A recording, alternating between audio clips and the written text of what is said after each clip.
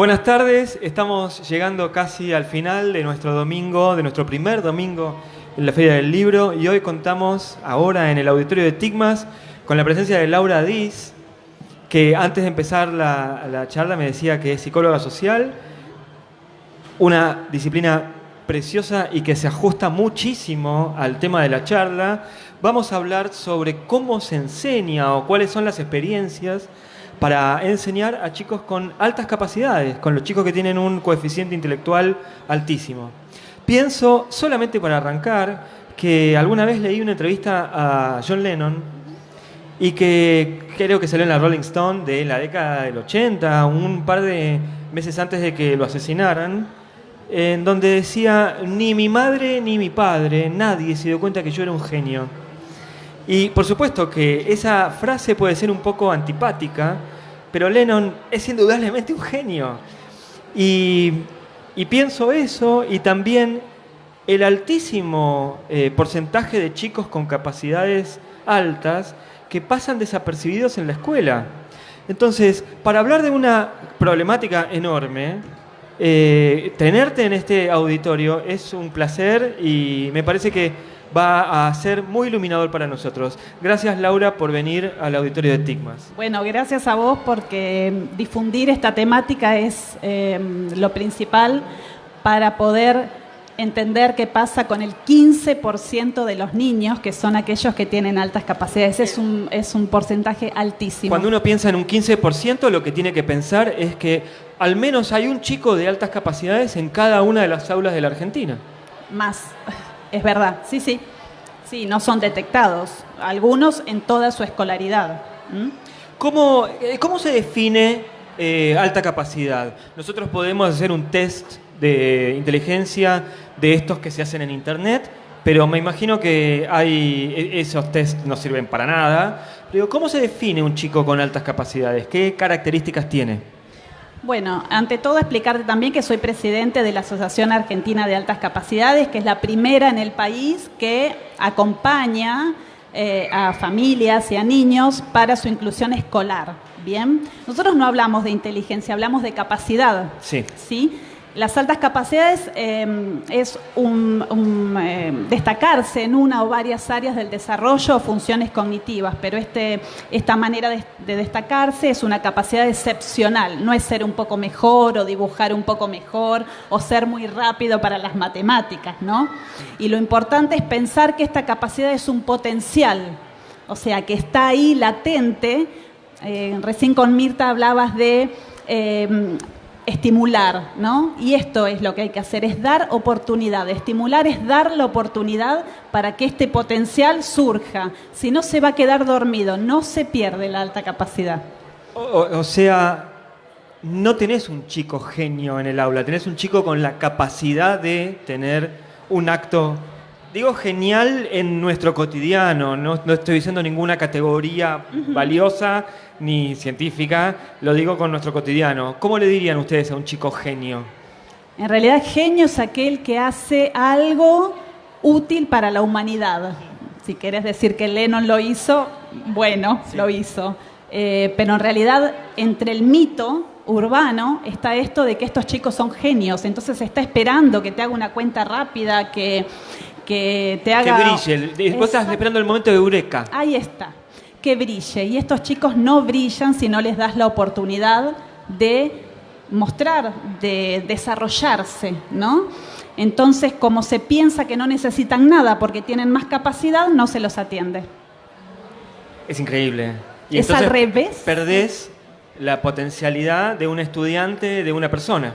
Lo que pasa es que depende de muchas cosas. A veces se piensa que porque aprende a leer temprano, eso es alta capacidad, y en realidad, como decía Mirta, tiene que comprender lo que lee, ¿no? Yo tomé mucho lo que hablaste con ella porque... Mirta es Mirta Lobato, que estuvo en la charla anterior hablando sobre educación e infancia. Sí. Y también te encontrás con padres que no comparan con otros niños, pero ven que los suyos son distintos y que no encajan en ningún lado, ¿no? Porque en realidad la alta capacidad son niños que piensan distinto, sienten distinto, mucho más intensamente, y aprenden distintos. Entonces es una diversidad Y cuando hablamos de diversidad, no siempre hablamos de discapacidad. Diversidad para otro lado. En tu respuesta se abre la teoría de las inteligencias múltiples, como no solamente el chico de altas capacidades es aquel que puede hacer una cuenta matemática o un desarrollo científico. Eso es lógico-matemática. Exactamente. Entonces, ¿cómo se hace para determinar? Yo te voy a hacer un montón de preguntas que por ahí son muy simples, pero realmente son interrogantes que, si son muy simples, decime, che, esa pregunta es simple, no. Pasemos a otra cosa. Pero ¿cómo haces para determinar hacia qué inteligencia de esta teoría de las inteligencias múltiples apunta la capacidad de ese chico de altas capacidades? Bueno, vos me hablás y me surgen un montón de cosas para decirte, voy a tratar de ir tomando. En realidad las inteligencias múltiples dicen que todos somos buenos en algo. Esto no es tener altas capacidades. Exactamente. Es destacar excepcionalmente en una o varias áreas, que eso sería tener un talento, ¿sí? Y después tenés los niños superdotados, que no solo destacan en varias áreas, sino que las interrelacionan entre sí. Toman un concepto de un área y lo aplican en otra, ¿sí? En realidad, hace años se tomaba como alta capacidad el número de coeficiente intelectual.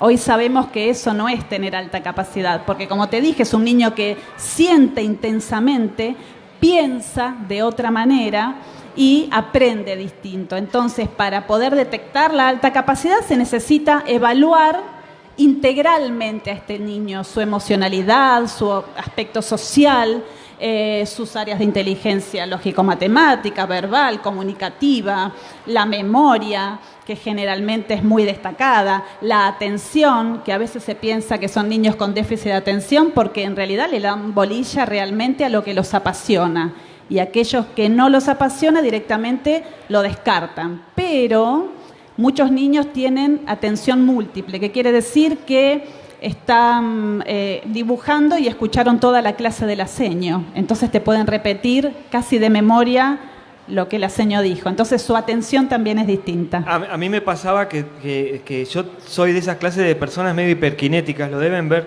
quienes nos siguen un poco por internet, deben reírse de cómo me muevo, nunca estoy quieto, me siento, me acomodo, me peino. Y en el aula yo era un factor de distracción, más para el profesor o la maestra que para mis compañeros. Porque yo me doy cuenta que necesito estar en movimiento para entender. Bien. Y por supuesto que el movimiento no es que me levanto y salto y doy la vuelta a carnero, pero a veces el movimiento canaliza la energía que uno pone para comprender o entender. Me parece que este ejemplo tonto, pero este ejemplo de alguna forma habla de los desafíos del docente frente a las distintas estrategias de enseñanza y aprendizaje y frente a las distintas realidades de los chicos. Mira, los niños que necesitan moverse para aprender, nosotros porque trabajamos con niños, ¿no? Pero aquellos niños que necesitan moverse tienen un aprendizaje kinestésico, ¿no? A través de tocar, a través del movimiento, a través de pararse, darlo vuelta, mirarlo de un lado, mirarlo del otro. La predominancia en el aprendizaje es visual y aún así el docente sigue enseñando de forma auditiva, ¿no? Yo te hablo, vos me escuchás y así aprendés. Entonces, el gran desafío hoy es intentar estimular al niño, captando su atención. El aprendizaje se genera a través de una emoción, si no, no podés aprender, desde distintos lugares, ¿no? Desde lo auditivo sí, utilizando la tecnología sí, con imágenes,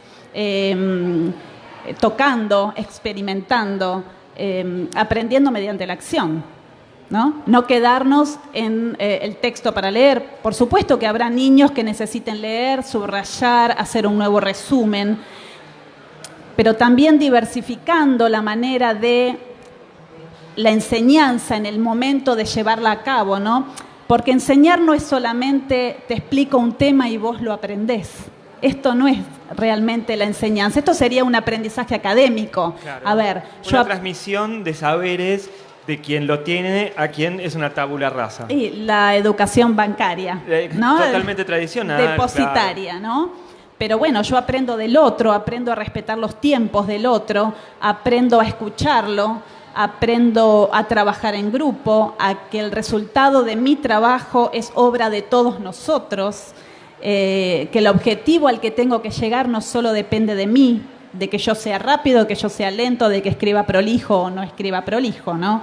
Entonces, la manera de enseñar hoy es este desafío, diversificar para tener un aula multinivel, podríamos decir, ¿no? Donde todos puedan verse con la posibilidad de llegar a aprender y aprender a partir de la experiencia. Me encanta porque todas estas palabras, aprender o aprender con la H en el medio, son todas las palabras claves que uno aprende en el profesorado. Brunner, Breuer. Exacto. Digo, de repente estoy teniendo clase de pedagogía de nuevo, ¿no? De didáctica y pedagogía. Yo veo que tenés una guía y ahora te voy a hacer una pregunta de ahí. Arranquemos por esa guía, dale, sí. Pero dale. después quiero hablarte sobre las familias, porque estamos mirando mucho el aula y los padres también somos actores importantes en la educación de Por nuestros supuesto. hijos, imprescindibles. Pero un docente, ¿cómo reconoce a un chico con altas capacidades? ¿Y cualquier docente puede acompañar la educación de un chico con altas capacidades? Sí.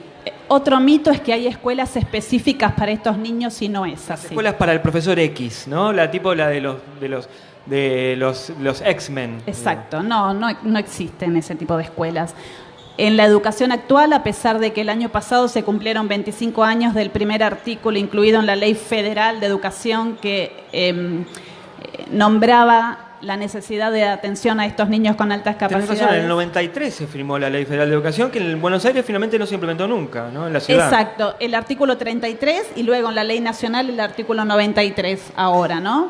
Dice que se debían crear programas para la atención, seguimiento y abordaje de estos niños, ¿no? A pesar de que existe esta ley, la verdad que en los profesorados a los docentes no se les habla de altas capacidades. Entonces se encuentran con la buena voluntad de ellos, las ganas que tengan de trabajar.